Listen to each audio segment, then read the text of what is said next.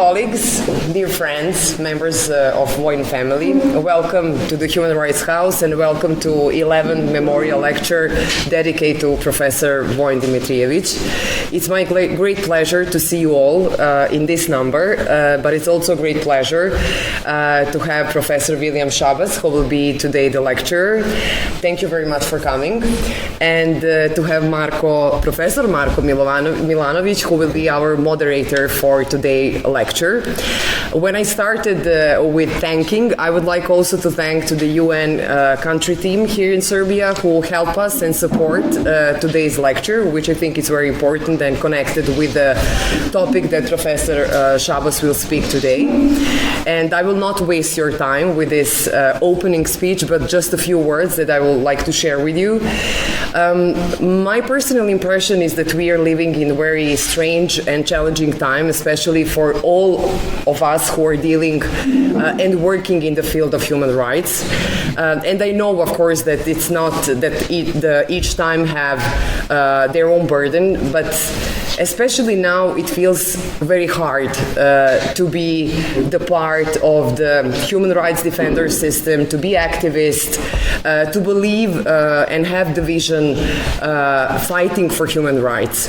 But on the other hand, I think that tradition of the Belgrade Center for Human Rights and the heritage that we have thanks to the Professor Vojin Dimitrijević is something very important for the society, and I am really honored that we continue with this tradition, especially educating in the field of human rights and having opportunity to organize also memorial lectures, bringing worldwide experts in the field of international human rights law. I'm quite sure that you will all enjoy today's lecture, and I'm wishing all of us fruitful discussion after that. I'm giving the floor to you, Marko.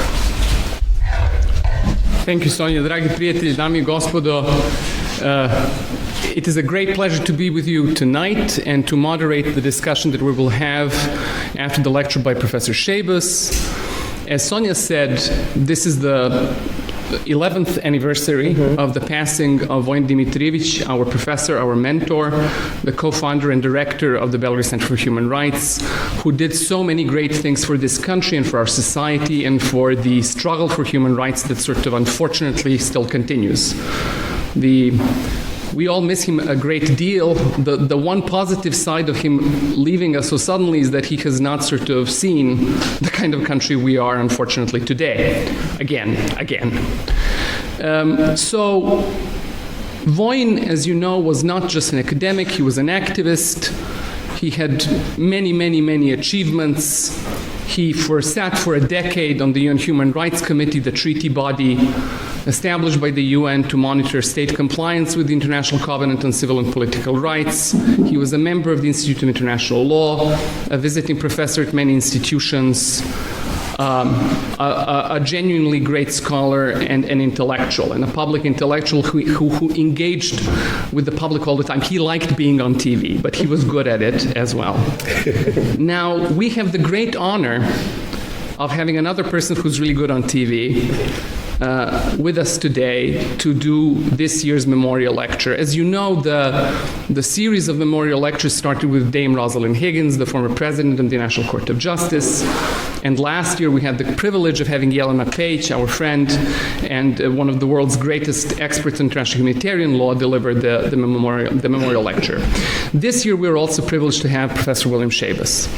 So Bill is one of the world's truly greatest international lawyers today, not just in terms of the quantity and quality of his output, but in terms of the specific areas on which he has focused, on which he has really made a great stamp. And today he's a professor of international law at Middlesex University, but he had many other postings before that. So he's a professor emeritus at the Irish National University in Galway and at Leiden University. And today is a visiting professor also at Sciences Po in Paris and in Geneva. Professor Schabas, like Vojin, has done activism and not just academic work. He has also been a practitioner before international courts. Two of his first scholarly great loves in his life were the death penalty and genocide. which is fun. And he has done genocide, and he will do genocide for us again in this lecture. Also in the Great Hall of Justice in The Hague, where he was counsel in the currently pending Gambia versus Myanmar proceedings, but is no longer counsel in those proceedings after the military coup in Myanmar. He has been the author of many, many, many books and scholarly articles. I remember the first book of his I read, it was on genocide and international law, and it's not because I wanted to read it, it's because Vojin made me read it, because I was Vojin's assistant. And Vojin was at the time judge ad hoc in the Bosnian genocide proceedings before the ICJ, but this weird sort of tangent of those proceedings, the revision judgment. And we had a job, and the job was to sort of read and summarize Bill's book and find useful things, and we found many, many useful things. But Bill, as I said, has dealt with many other issues, including, for example, recently writing a major commentary on the European Convention on Human Rights, publishing a pioneering book on custom international human rights law, and recently publishing a book on the color line and the international legal order, race, racism, and the making of international law. Today, he will be talking to us about the 75th anniversary of the Universal Declaration of Human Rights and the Genocide Convention. The Genocide Convention, of course, was of great importance to us here in the Balkans.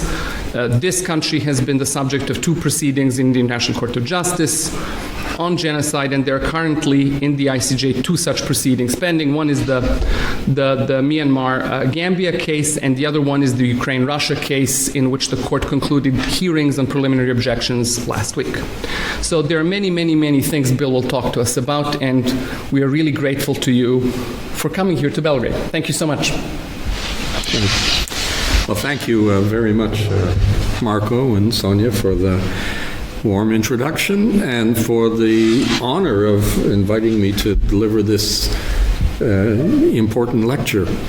I had not realized actually how many friends I have here in Belgrade. It's lovely seeing many of you. Some are sitting in the first rows here and some are further at the back. I'd like to name you all, but you know, it's always dangerous. You might forget somebody, and so I'm not going to take a chance at trying to name you all. And there are a few who are not here as well. For various reasons, but of course the one who, above all, who's missing is Vojin himself, who I remember very fondly from at least one visit here that I know of, and I remember him visiting me when I lived in Ireland, and I was the director of the Irish Centre for Human Rights maybe 20 years ago. Is it possible? Maybe not quite that. And we had a wonderful visit. He came to my house, and I think we probably had a glass of whiskey. We might even have more had than 2. one. Yeah, might have been 2. And then I think we kicked him out of the house because he wanted to smoke, and we didn't let him smoke in the house. He had to go out into the garden. But this was temperate Ireland. Ireland's always warm enough to smoke outdoors at any time of the year. But I have the fondest memories and also the greatest of respect for his enormous contribution, particularly, I guess, in his work at the Human Rights Committee, about which I know a great deal because I've studied that material really quite intensively. My talk tonight, I've seized on the anniversary of these 2 important legal instruments, the Universal Declaration of Human Rights and the Genocide Convention. They were both adopted in December of 1948, so it's the 75th anniversary of both of them. They were adopted one day apart by the United Nations General Assembly. The Genocide Convention first on the 9th of December and the Universal Declaration on the 10th. And I don't think the order is any attempt to create a hierarchy or to suggest the importance. It's simply that on the 9th of December, the General Assembly got to the work of the 6th Committee and had to deal with the resolutions that came from the 6th Committee, and that included the Genocide Convention. And the next day they moved to the 3rd Committee, and that involved the Universal Declaration of Human Rights. And when you say, Marco, that the Genocide Convention has had a lot of influence, a lot of importance here in in Serbia. I'd like to think that the Universal Declaration of Human Rights has as well, but I'm sure you didn't mean to suggest that it hadn't. If one goes on the website of the UN Treaty website, you have a list of all of the major multilateral treaties that are deposited with the United Nations, and they're grouped by chapters because it was, for many, many years, this was a publication that was issued every year. And so the treaties were organized by chapters, and Chapter 4 is human rights treaties. You won't find the Universal Declaration of Human Rights under human rights treaties because, of course, it's not a treaty. It's a resolution of the United Nations General Assembly, and people sometimes talk about signatories to the Universal Declaration of Human Rights, but there aren't any. It was a resolution that was adopted by a vote, by a strong majority with some abstentions on the 10th of December 1948. The first treaty that's listed there is the Genocide Convention, which sometimes surprises people who don't always think of the Genocide Convention as a human rights treaty. They think of it as a criminal law treaty or an international criminal law treaty, like other treaties, like the Rome Statute. And of course, there is another chapter for criminal law treaties, and that's where you find the Rome Statute. But the Genocide Convention is treated there as a human rights treaty, and I noted that in the last few weeks in the hearings in The Hague in the Ukraine versus Russia case, there were a number of the lawyers, there were many, many lawyers there in The Hague speaking on in this case, and a number of them referred to the Genocide Convention as being a human rights treaty. So they certainly belong together, and both of them belong here as well, these two treaties. I've studied both of them in great depth over the years, and I'm constantly seeing new things in them, and sometimes things that aren't in them. I was struck recently by the fact that despite the fact that when people speak of them, they often say the Declaration and the Convention were adopted as a consequence or as a response to the atrocities of the Second World War, that there's no reference to the Second World War in either instrument. We have one in the Charter of the United Nations. The very first line in the preamble of the Charter of the United Nations refers to twice in our lifetime, I forget the exact wording, but it's the first sentence in the Charter.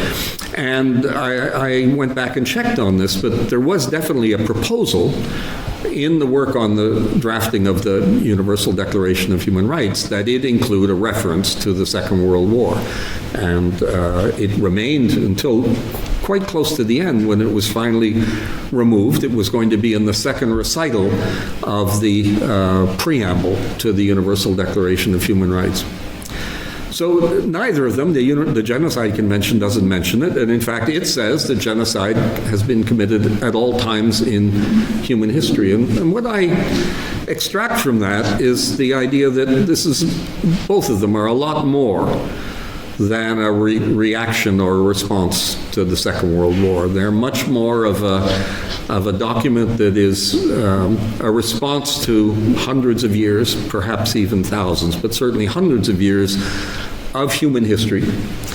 And the thinking that there was something pretty wrong with humanity that needed to be repaired or fixed, and the Second World War was just the most acute. The destruction that it brought with it, the unprecedented loss of life, was in some way a culmination of that past. And we can certainly go back and find antecedents, particularly of the Universal Declaration of Human Rights, well before the Second World War, so that in a sense it was inevitable that there would be a declaration of human rights. I recently did some work on an earlier phase of international lawmaking, maybe one of two great phases in the development of international law. The first was at the close of the First World War, and the second was at the close of the Second World War. But there were certainly developments at the end of the First World War that already pointed towards something like the Universal Declaration of Human Rights. I think the first manifestation of this was probably what's called the Little Treaty of Versailles, which was adopted on the same day as the Big Treaty of Versailles with Germany. But the Little Treaty of Versailles, adopted in the same breath in the Hall of Mirrors in Versailles on the 28th of June, 1919, was the treaty that recognized Poland. Poland had declared independence, I think, in November of 1918. But it sought the blessing of the great powers, and that was reserved for them during the Paris Peace Conference. And in the treaty, there's a clause, an important clause, that talks about protection of life and liberty without discrimination based on race, language, and religion, I think. I don't think it mentions sex or gender. That's going to come a few decades later. But it's a model of a clause that then we can see this is the ancestor of what appeared in the Universal Declaration of Human Rights in 1948. Apparently, Poland was not entirely happy about this. I think that they objected partly to the hypocrisy of it, that the great powers were imposing a rule on Poland that they weren't imposing on themselves. They could have done that by putting it in the Covenant of the League of Nations, for example, but resisted that. There was even a proposal from Japan that the Covenant of the League of Nations include a clause on racial equality. And that was vetoed by Woodrow Wilson, the great hero. I'm still waiting for them to change the name of the headquarters of the High Commissioner for Human Rights in Geneva, that to this day bear the name of this rather objectionable racist who was the President of the United States at the time. That may come at some point in the future. And that clause, when Poland objected, there was a long letter written to the president, Jan Paderewski, by Georges Clemenceau, who was the president of the conference, so speaking on behalf of the great powers. And he said that this was normal when new countries were created, that they would put such a clause about, you would put a human rights clause. I don't think he used the term human rights, but it was normal to have a clause along these lines in a treaty creating or recognizing a new country. And the example he gave was from the Congress of Berlin in 1878 when Serbia was recognized. So I don't know if everybody in this room is aware of the fact that it was actually the creation of Serbia that was the birthplace of international human rights law. But I think that's as far back as we can go, frankly. It's not a trivial thing. It's significant that this was imposed then, and it's very hard. I don't know that anyone's written a book or a study on all this. Perhaps some local scholars have looked at this in more depth, but it's an interesting part of the history that maybe isn't so well known. Well, the debates about recognizing human rights internationally and the debates that will lead to the Universal Declaration of Human Rights heat up when the Second World War begins. And one of the defining moments is in 1941 when Churchill and Roosevelt meet on board a ship anchored just off the coast of Newfoundland, which was then a British colony. Today, for many years, has been a part of Canada. And they issued a document called the Atlantic Charter. And the Atlantic Charter held out the promise that the world order after the end of the war was going to be very different from what it had been before. And this was welcomed around the world, and particularly in what we today have come to call the global south. Nelson Mandela writes about this in his memoirs, where he says that we read about this Atlantic Charter and we thought, hooray, this is going to change, this is going to transform our lives. And that hope was expressed by others. There was work that then proceeded on drafting models of what would become the Universal Declaration of Human Rights in various bodies. But when the big powers, again, assembled to map out the structure of the United Nations in Washington in 1944 at Dumbarton Oaks, they dismissed the issue of human rights. They weren't really interested in including that in their draft charter of what would become the United Nations. The Chinese were also there. So when I say the big powers, it's the United States, the United Kingdom, and the Soviet Union who meet in Washington in August and September and into October of 1944. But they invite China to come along at the very end. China's viewed as a junior partner, and the Chinese actually remember the Japanese effort in 1919, and they put out the idea that maybe we should revive this idea of having a clause on racial equality in the covenant, what would become the Charter of the United Nations. But they're discouraged immediately by the other powers who say, no, don't put that in, just as they had done successfully in 1919. And over the months that follow, at the end of 44 and into 45, this is criticized. It's criticized particularly by the Latin Americans, who find it objectionable that there's nothing about human rights in the draft Charter of the United Nations. They even call a conference in Chapultepec in Mexico City that issues a document essentially calling for human rights to be recognized in the Charter of the United Nations. And it's also the subject of writing, amongst others, by African American activists in the United States who point again to 1919, to the failed resolution on racial equality, and say we have to have more, we have to have human rights in the Charter of the United Nations.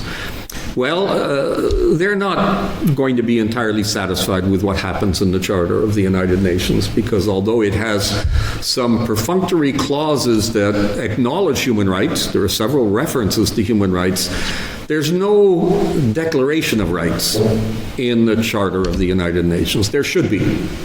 There should also be a condemnation somewhere of racial discrimination. Somewhere in the preamble, of course, there was a reference slipped into the equality of men and women. That's in the preamble of the Charter of the United Nations. But nothing comparable on racial equality. I think I understand the explanation for it. The person who drafted the covenant, the preamble of the Charter of the United Nations was Jan Smuts of South Africa. And while he had a place in his heart for gender equality, he was a white supremacist and didn't want to see, wouldn't occur to him to put anything like that in the preamble. When the San Francisco Conference finishes in June, at the end of June of 1945, with the Charter of the United Nations, there's a closing ceremony in the Opera Hall in San Francisco. And President Truman takes to the stage and says the next item of business is the drafting of what was then being called the International Bill of Rights. Well, the United Nations finally becomes operational at the beginning of 1946. We get the necessary ratifications for it to enter into force in October of 45. And then there are a series of preliminary meetings in London where they create the institution, because the Security Council can't function until the General Assembly has elected the elected members, and the Secretary General can't be appointed until the Security Council is created, because he has to be elected, or she, by both the Security Council and the General Assembly, and the same thing for the members of the International Court of Justice. So all of this has to take place, and it takes a few weeks, 4 or 5 weeks in London for this to happen. While they're doing it, the Latin Americans are back saying, but wait, let's do this International Bill of Rights. We have a draft here, and they propose drafts, and that gets thrown off, saying, we'll get to that, it will come later. They finally really begin the only serious work, the serious work on the International Bill of Rights, which will become the Universal Declaration of Human Rights, in January of 1947, when the Commission on Human Rights, which is the main human rights body in the UN, first meets. It had to be elected as well. The members were elected, and it starts discussions in January of 47.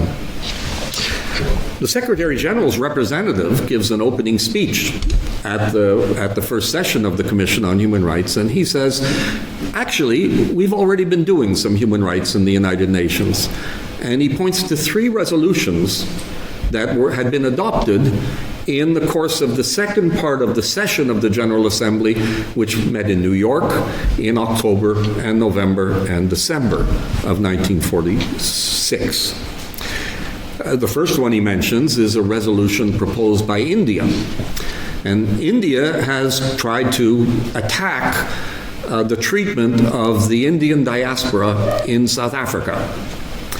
And when they do this with the draft resolution, the South Africans respond saying, the UN can't do this. This is off limits because it's a matter of domestic competence. This is a domestic issue, and they point to a clause in the Charter of the United Nations that protects states from any intervention by the UN in matters that are of domestic interest. And it's a brick wall. It's a brick wall to the UN being involved in human rights. It means that essentially all the UN can do is set standards through declarations and documents, but it can't actually do anything to monitor, criticize, address problems of human rights. And one after another, big countries, well, starting with South Africa, but then joined by the United Kingdom and France and the United States and Canada and Belgium, the usual suspects, object and say, but this is a matter of domestic jurisdiction. And India successfully gets just enough votes to defeat them. And with that, blows a big hole in the Charter of the United Nations that was created by this Article 2, Paragraph 7, and it was never the same afterwards. So a huge contribution that India made. India made many important contributions. Today we don't think of India as being the beacon of human rights exactly. But in the late 1940s, it made a huge contribution. And when Mandela got out of prison, he went to New York and spoke at the UN, and he made a specific point of thanking India for what it had done to bring an end to apartheid. This was the first blow against it in 1946.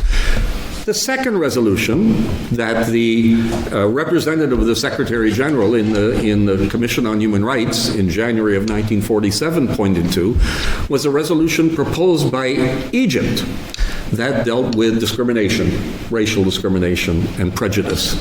And this had originally been denied a place on the agenda, but Egypt appealed it and won the point, and this declaration on prejudice and discrimination was adopted unanimously by the General Assembly. And until the 1960s, this was the resolution that people pointed to, that subsequent resolutions pointed to as affirming the position of the United Nations on racial discrimination. And I dare say it sort of filled the gap that had been left in the Charter of the United Nations on this subject. And the third resolution was the resolution on genocide. So maybe you were wondering when I'm going to get to this. This is the resolution on genocide. And this is the resolution that proposes that there be a convention on genocide. This is a resolution adopted unanimously by the General Assembly on the 11th of December 1946, and it sets in motion the process of drafting and preparation of the famous Genocide Convention. Now, where does that come from? Well, in this narrative, there are a number of personalities that I could mention, but there's one that's absolutely unavoidable when we talk about genocide, and that's Raphael Lemkin. Lemkin was a refugee from occupied Poland in 1940. In 1939, he flees Poland. He's Jewish originally from Belarus. Now he went to university in Lviv in what is now western Ukraine. And by this point, he's made his way to the United States. But he's in Europe. He's in Europe for the Nuremberg trial, or at least part of it. And he's the man who invents the word genocide in a book that's published in 1944. He works as a consultant to the American side at the Nuremberg trial. And there's a story about him at the beginning of October. So the judgment at Nuremberg is issued on the 30th of September and the 1st of October, 1946. And Lemkin is in Nuremberg.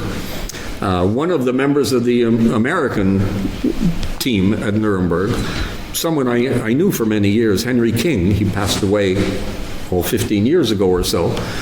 But Henry was there, and he used to talk about meeting Lemkin in the lobby of the Grand Hotel in Nuremberg. And he said Lemkin was in a bad state. He was disheveled. He was unhappy. And we know from his biographers that he was going through a kind of a personal crisis. He had lost his entire family in Eastern Europe in the Holocaust. But he was unhappy about the judgment at Nuremberg.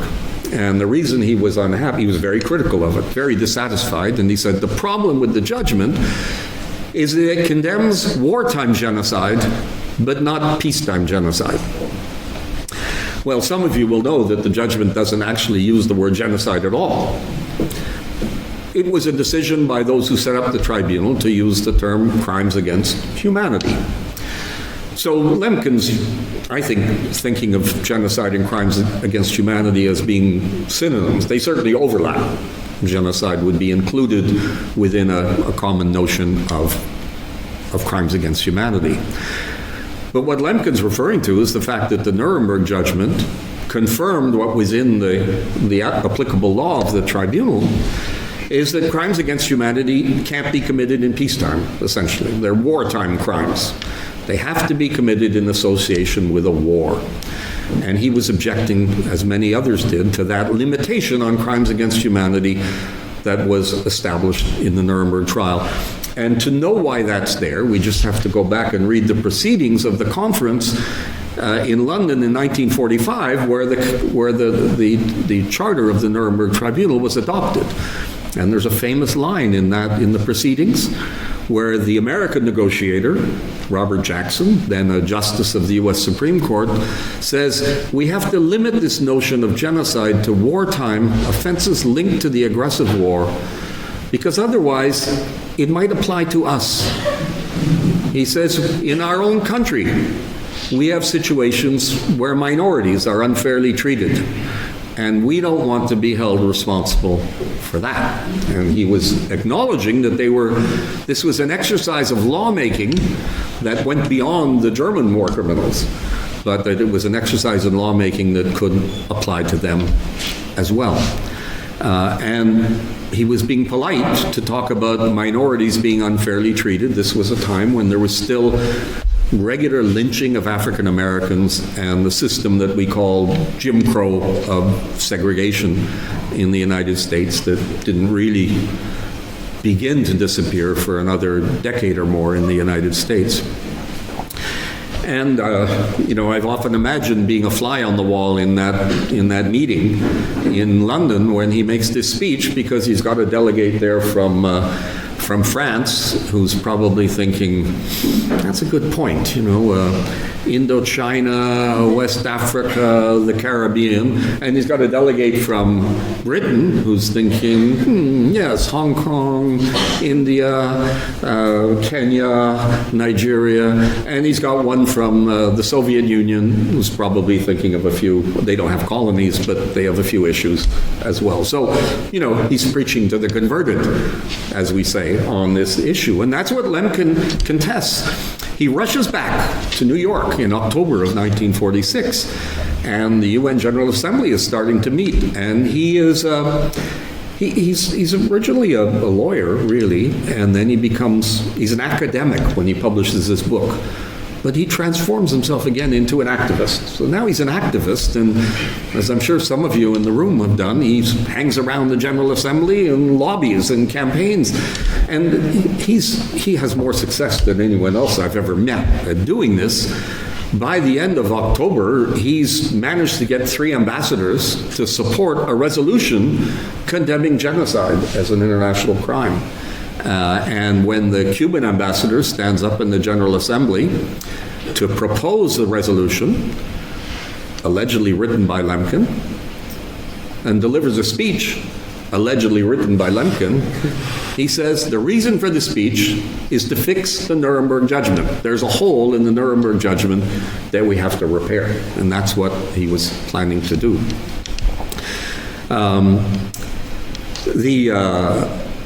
The resolution does that.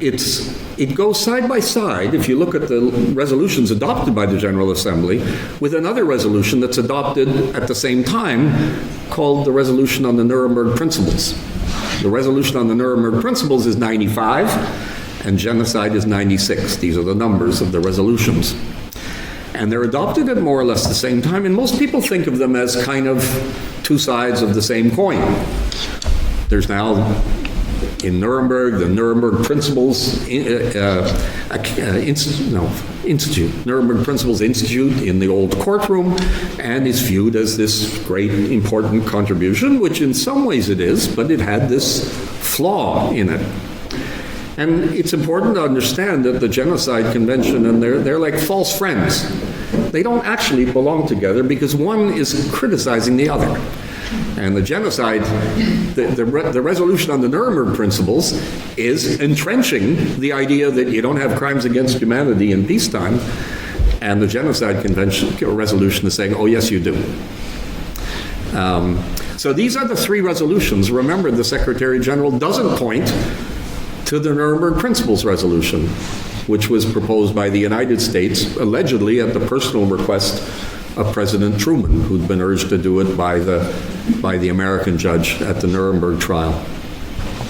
So these are the three resolutions, and I just want to make one final observation about them.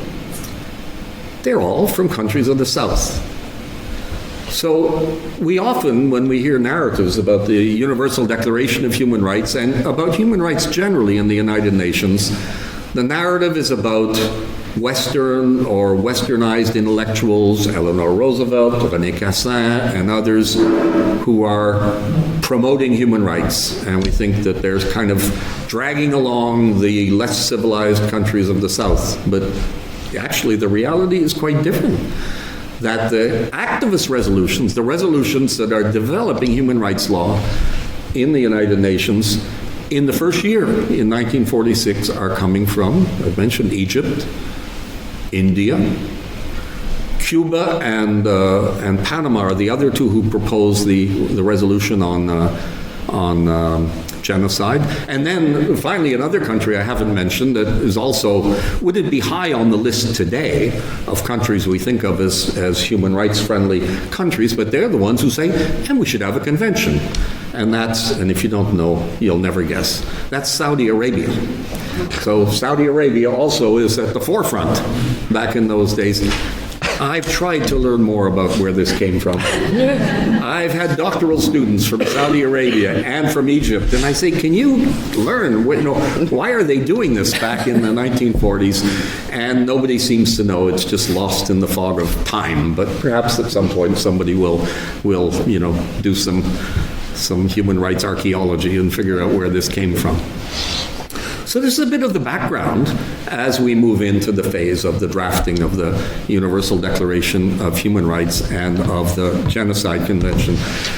I'm not going to talk about the drafting. Lots of people have written about it, but I want to say a few words. First I'll say a few more words about genocide and then about the Universal Declaration of Human Rights. The Genocide Convention is adopted in December of 1948 after a lengthy period of detailed negotiation, mainly in this Sixth Committee of the General Assembly. And one could say that at the end of the 1940s, there was a gap in the law that was only, there were little pieces of it that were filled dealing with what we might call human rights atrocities, atrocity crimes. So let's leave war crimes aside. We're concerned about atrocity crimes committed even in peacetime. And so we have a genocide convention that covers genocide, and we have the notion that's really just customary international law of crimes against humanity, and it's limited by the link to armed conflict. So it doesn't really apply in peacetime either. So the only real legal instrument we have is the Genocide Convention. And that's going to remain the case for many, many years, for decades. And it's only finally really corrected in the 1990s when there's a clear understanding that crimes against humanity apply in peacetime as well as in time of war. And that solves the problem that Raphael Lemkin objected to. It solves the rationale for the adoption of the Genocide Convention. But in the meantime, the notion of genocide, which is defined very narrowly in 1948, bear in mind that the countries that wanted to limit crimes against humanity are not going to change their mind 2 years later and with a little trick by changing the label say, oh, well, now we agree that peacetime atrocities can be covered. They say, we're going to define it narrowly enough that we'll escape liability. And so the United States is, although they're nervous about crimes against humanity applying to them, about racial discrimination in the United States, feel that genocide, which requires the destruction of the group and which has a narrow list of punishable acts that excludes cultural genocide, issues of discrimination and so on, they figure they're in the clear. And so they agree to it. And that's what we're left with. And that explains, I think, the narrowness of the definition of genocide that many people find objectionable. It's a constant source of angst, you know, why isn't genocide expanded? And then what happens in the 1990s is that crimes against humanity gets enlarged by removing this connection with armed conflict, and there's no further need to do anything with genocide. And I can remember, Yelena, you were at the Rome conference with me, and I can remember vividly that when the time came to address the definitions of the crimes, one after another, government said, just leave genocide alone. Don't change it. Like, leave it as a little monument. That definition, this old-fashioned, narrow definition, leave it alone. And we're fixing the problem with crimes against humanity. We don't really need to do anything to genocide. And legally, I think that is the situation. But in the public conscience, the word genocide has there's a magic about it. I mean, I don't need to tell people in Serbia about the word genocide and the magic that is associated with it.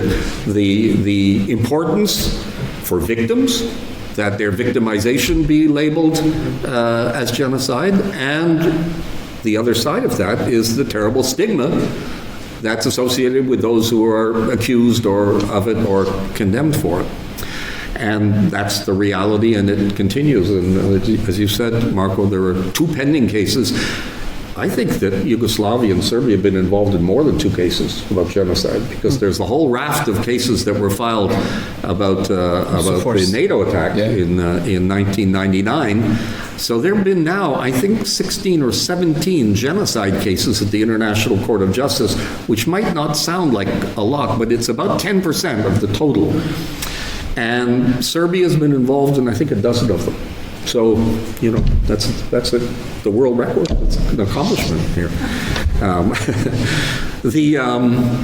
And I should say, the ones about the NATO case were thrown out, but I think basically the other 2, Serbia won. I gather that there's a sense here of, you know, this was terrible. The International Court of Justice is a, you know, messed up institution, but Serbia won those 2 cases, basically.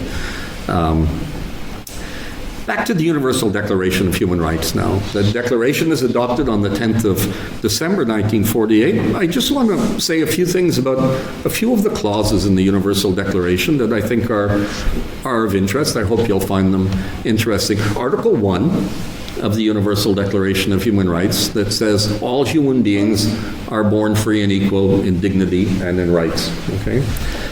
This is almost copy-paste from the French Déclaration des droits de l'homme et du citoyen of the French Revolution. But when it's proposed, and that is proposed by the French, and it's a lovely sentence, but in the Commission on Human Rights, one of the women delegates, this is the first time, by the way, that women have been very present and active in international lawmaking as well.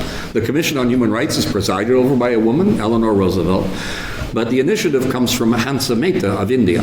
There I go again with my Global South emphasis.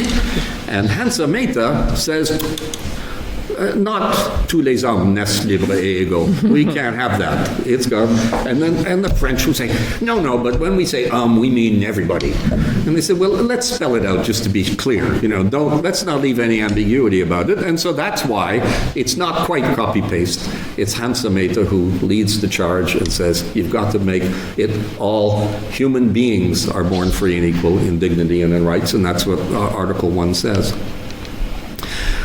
Article 2 is the Equality Rights Clause. It's the one that, in a way, is derived from those clauses in the Polish Treaty, and also, by the way, in the Treaty of the Serbs, Croats, and Slovenes, which was adopted in September of 1919, and some of the other minority rights treaties that are minority rights provisions.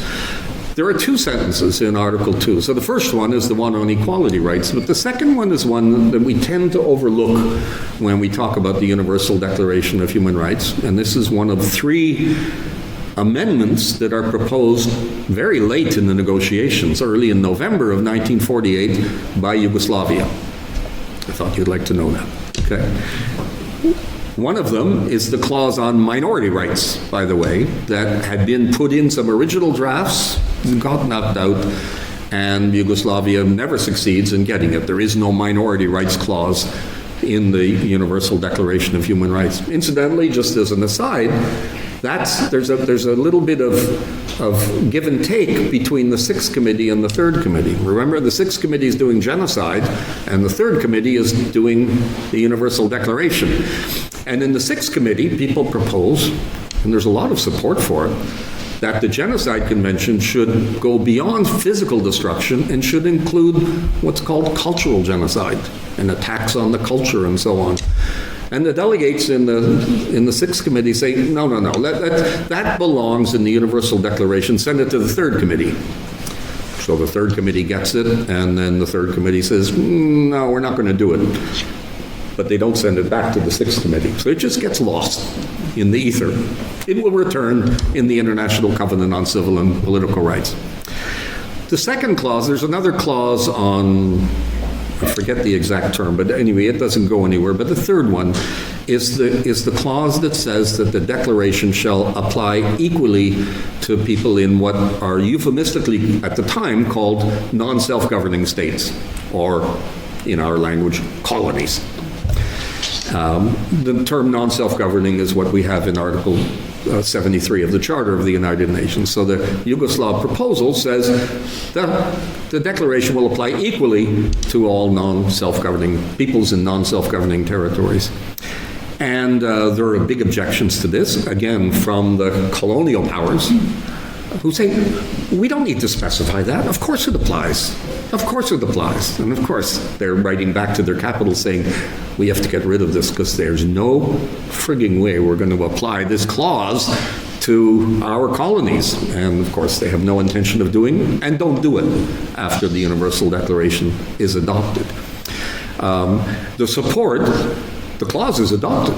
By the way, the clause is adopted, and the biggest support from it comes from, I want to say, one of the African countries, but it's not strictly speaking in African countries. There are only 4 African states in the General Assembly at the time: Egypt, South Africa, which really doesn't count, it's a white settler state at the time, and Liberia and Ethiopia, which are relatively inactive, but Haiti, which again today is kind of a lost state in terms of its role in international lawmaking. But Haiti is brilliant. Haiti has eloquent representatives, and it's Haiti that argues most strongly. And they basically say these countries, these colonial countries, are a bunch of hypocrites because they're not applying it. And they say that it goes without saying, we don't need to specify it. They even say it will harm the universality because it will suggest that there are 2 tiers in the Universal Declaration, and they insist, and it goes in, and it's an important clause, and we should look at it again more regularly. There's one other clause that Haiti takes a run at that I love their effort, although they're not successful. This is Article 13. Article 13 is the provision of the Universal Declaration on freedom of movement. And the draft, which was from the original drafts in 1947, says everyone shall have freedom of movement within the borders of the country. And it's obviously an imperfect recognition of a right. Some rights are formulated with limitations, but they're limitations that are premised on the rights and freedoms of others. So we will limit freedom of expression or freedom of religion because we have other things to balance against it. But there's nothing to balance against freedom of movement except sovereignty. It's just sovereignty that stands in the way. Some states don't want to open their borders. And Haiti says, but, the border is the principle. We should recognize the principle. This is a document of principles. It's aspirational. It's supposed to set out our objectives for a planet. And there's no reason why people shouldn't be able to travel freely throughout the planet. And they come close to winning the vote. Now, it wouldn't be as if by removing the clause, it would be a declaration, by the way, you're free to move anywhere in the world. It would just remove that impediment to eventually a more progressive interpretation of Article 13. We're not there yet. I don't want to be, sound like I'm living I'm euphoric about it. We're not there yet, but we will be there. I'm convinced of this, because it is a fundamental right. And if we have a right to move freely within a country, why shouldn't we have the right to move freely outside the country as well? As a fundamental human right. It should be our goal, and it should be in the Universal Declaration of Human Rights. Haiti loses the vote, but there's a large group of abstainers. So it's actually less than the majority of the General Assembly that vote to retain the clause. So that's in there. Well, there are 30 articles in the Universal Declaration. I could go on, and I'm not going to do that. I just want to point to one final thing about the Universal Declaration. I've talked about the future of the Genocide Convention, and we've seen how active it still is, with 2 pending cases. In the first 50 years, by the way, when I wrote my book on the Genocide Convention, which I finished in 1999, there'd been 2 cases. One of them had been dropped, and one we weren't sure where it was going. This was Bosnia versus Serbia. And since then, there's been several, and there'll probably be more.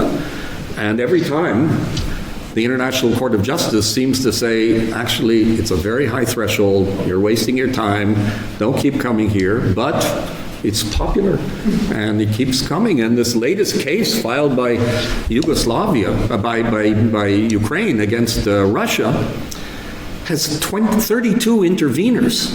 States, essentially all European states and North American, Australian, the usual North, as we call it, the global North. Or no, I shouldn't say that. The West. The West. We're back to calling countries the West. This is the West.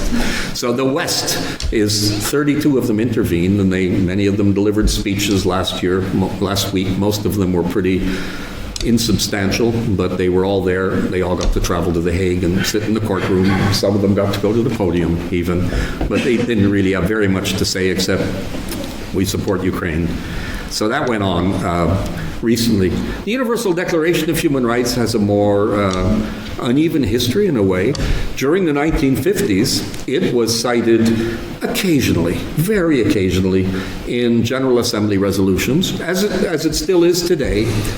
Essentially in the preamble. These are preambular references, and that reflects the fact that nobody, at least there was a great reluctance to treat the Universal Declaration of Human Rights as being a source of anything beyond noble principles.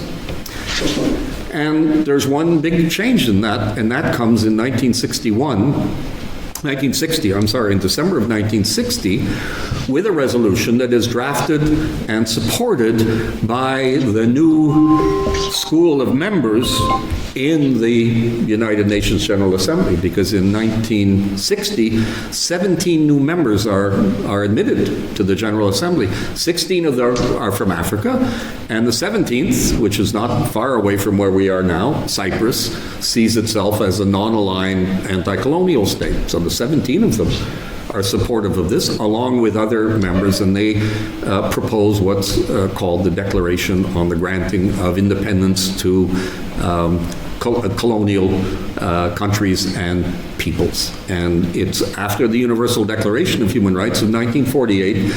This is the most important declaration of the United Nations General Assembly.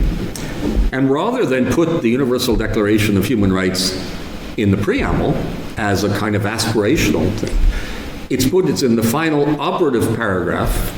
I know this may sound like legal technicalities, but these nuances are important, actually, because it's in an operative paragraph, in paragraph 7, that says that states are required to respect and comply with the Charter of the United Nations and the Universal Declaration of Human Rights.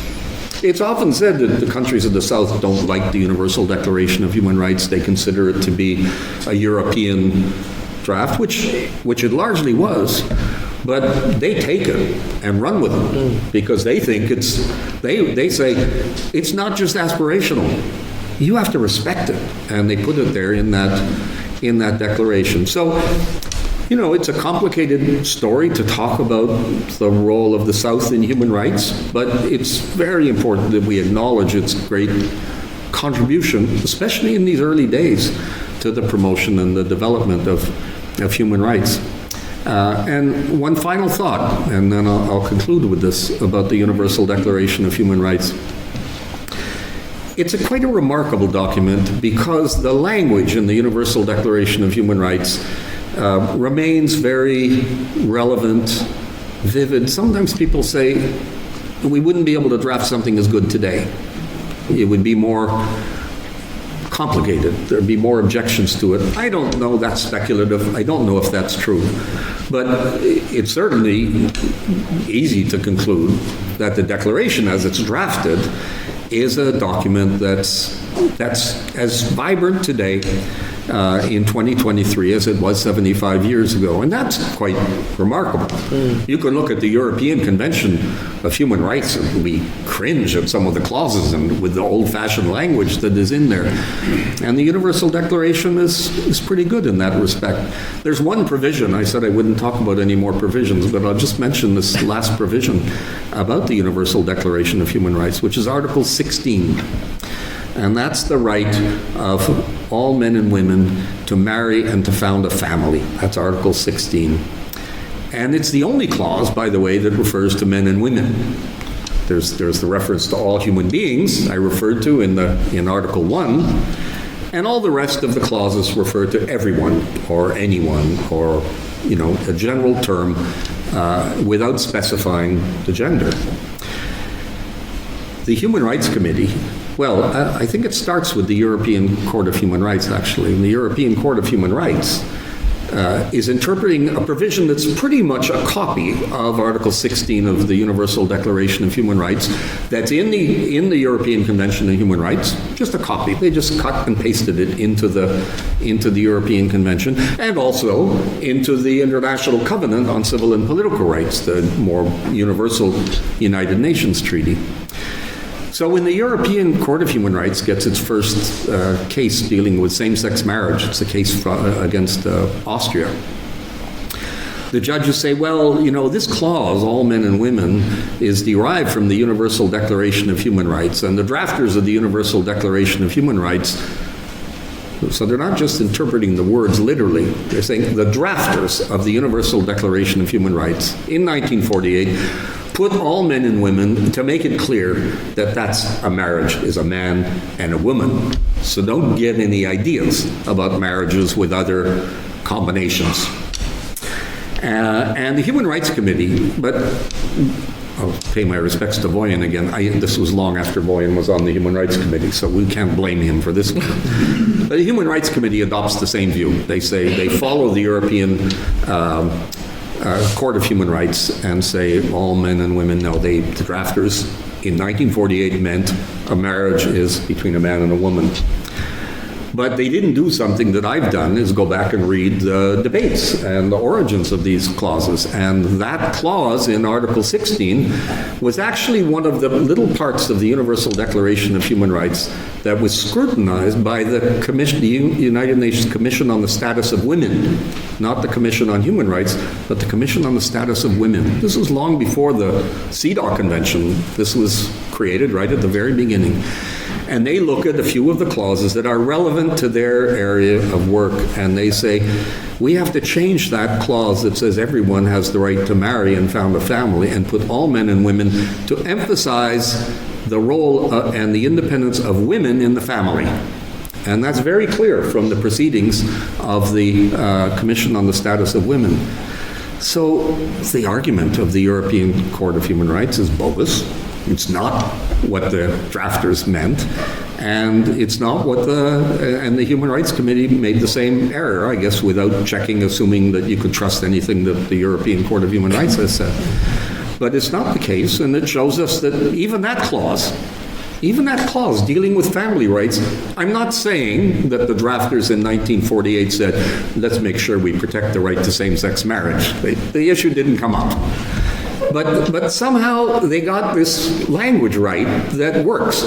And it does the job once one understands that men and women is meant to insist on the fact that women are on the same legal footing in the marriage as are men. That's all. And with that, I conclude. Thank you very much for your attention.